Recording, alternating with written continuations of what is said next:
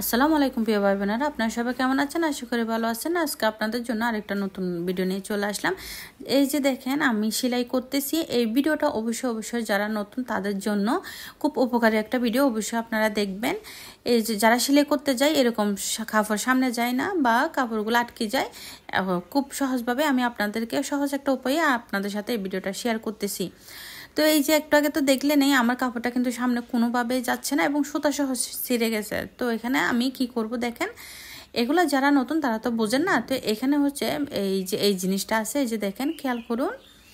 এই যে এখানে আমরা যদি ফুল স্পিডে দিয়ে দিই, এখানে কোনোভাবেই কিন্তু কাপড়টা সামনে যাবে না। তো আমাদের মধ্যে ক্ষততে দিলে কি ভালো হয় না হয় এগুলাই আমি আপনাদের সাথে শেয়ার করতেছি, বলবো আর কি।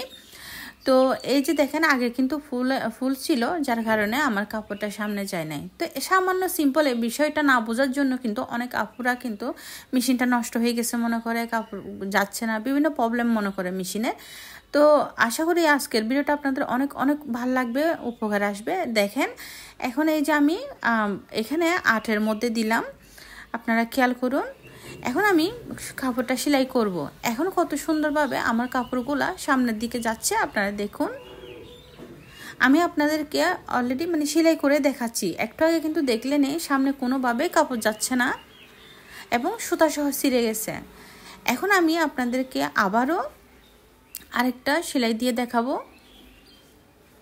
আর আপনাদের যদি আমার ভিডিওটা ভালো লাগে লাইক কমেন্ট শেয়ার করবেন, আমার চ্যানেলটা সাবস্ক্রাইব করবেন, পাশে থাকা বেল আইকনটা অবশ্যই বাজিয়ে দিবেন যেন আমার নিত্য নতুন ভিডিও ছাড়ার সাথে সাথে আপনাদের কাছে নোটিফিকেশন চলে যায়।